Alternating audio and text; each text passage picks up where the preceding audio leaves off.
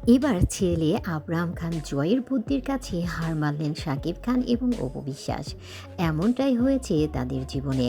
হঠাৎ করেই মাঝরাতে ফোন চলে আসে অপু বিশ্বাসের কাছে শাকিব খানের অনেক মন খারাপ ছিল এবং সে মন খারাপ নিয়ে বলছিল, তোমাকে আর জয়কে আমার খুব দেখতে ইচ্ছে করছে। আসলে দেশে থাকলে এই সময় হয়তো জয় আমার পাশে থাকতো। এখন এতটাই খারাপ লাগছে, আমার শরীরটাও ভালো না। আমার প্রচণ্ড জ্বর এবং প্রচণ্ড মাথা ব্যথা করছে। এই কথাটি শুনে অপু বিশ্বাস তখন সাকিবকে বলে, তুমি চিন্তা করো না, তুমি একটু রেস্ট নাও, তাহলেই ঠিক হয়ে যাবে। আমি মাকে বলছি তোমার কাছে ফোন দিয়ে কথা বলতে। সাকিব বলে, আসলেই আমি এত দূরে আছি যে তোমাদের কাছে যেতেও পারছি না। আব্রাহামের জন্য আমার মনটা অনেক খারাপ করছে। আব্রাহাম যদি আজকে আমার পাশে থাকতো, ও আমার এই কষ্ট একদমই দেখতে পেত না। সন্তান আমার এতটাই আদর করে, আমার মাথা ব্যথার কথা শুনলে আমার পাশে বসে আমার মাথা টিপে দিত। আর ওর হাতের স্পর্শ পেয়ে আমার অসুখ একদম ভালো হয়ে যেত। অপু বিশ্বাস শাকিব খানের এই কথাগুলো শুনে আবেগে আপ্লুত হয়ে যায়। সে জয়কে পাশে নিয়ে কান্না করতে থাকে। ফোনের ওপাশ থেকে সাকিব এটা বুঝতে পারে। সাকিব বলে, তুমি কান্না করো না, আমি সুস্থ হয়ে যাব।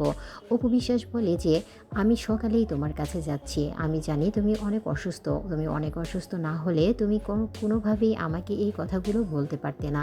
তুমি কখন এই কথাগুলো বলো, যখন তুমি খুবই অসুস্থ হও তখন তুমি এই ধরনের কথাবার্তা বলো। আমি সকালেই মায়ের কাছে ওকে রেখে আসব।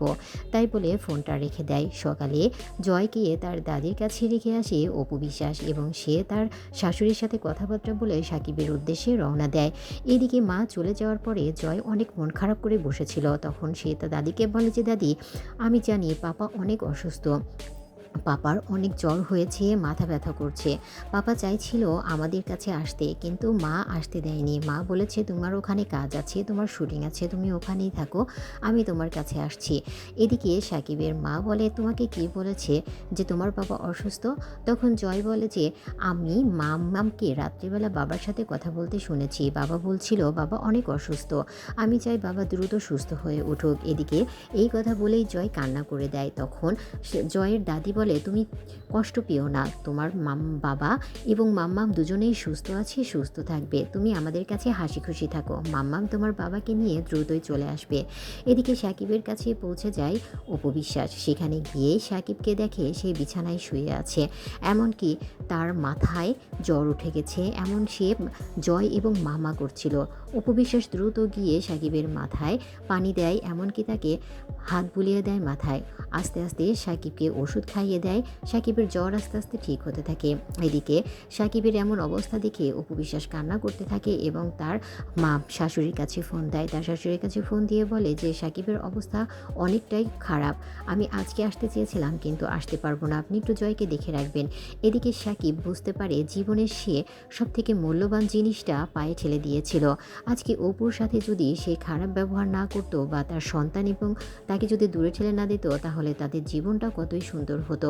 অপু বিশ্বাস সব কিছু ভুলে আবারও সাকিবের সাথে সংসার করছে। সাকিবকে ভালোবাসার জন্যই কিন্তু সাকিবের অসুস্থতার কথা শুনে ছুটে চলে গিয়েছে।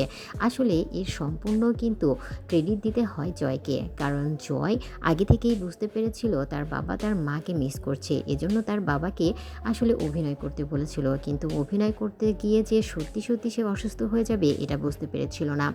জয় তার বাবাকে বলেছিল, বাবা, মাম্মাম অনেক মন খারাপ করে আছে, তুমি মাম্মামকে তোমার পাশে নিয়ে যাও। তখন সাকিব এই অভিনয় করে, কিন্তু অভিনয় করতে গিয়ে সাকিব আসলেই অসুস্থ হয়ে যায় এবং অসুস্থ হওয়ার সাথে সাথেই কিন্তু অপু বিশ্বাস সেখানে পৌঁছে যায়, এমনকি তার সেবা পায়। সাকিব মনে মনে চিন্তা করে, আল্লাহ হয়তো অপুর সেবার জন্যই আমাকে এই অভিনয় বাস্তবে পরিণত করে দিয়েছে। আমার সন্তান আসলে কতভাবে আমাকে নিয়ে, আমার সন্তানকে তুমি সবসময় সুস্থ রাখবে আল্লাহ। আমি যেন অপু আর আমার সন্তানকে নিয়ে ভালোভাবে সুখে সংসার করতে পারি, এরই দোয়া করবেন। তার মানে দেখেছেন জয় কতটা বুদ্ধিমান হয়েছে, আজকে তার বুদ্ধিতে তার বাবা মা এক হয়েছে। আপনারা সবাই জয়, অপু এবং সাকিবের জন্য দোয়া করবেন, তারা যেন এভাবেই সুখে থাকতে পারে। ধন্যবাদ সবাইকে আজকে ভিডিওটি দেখার জন্য।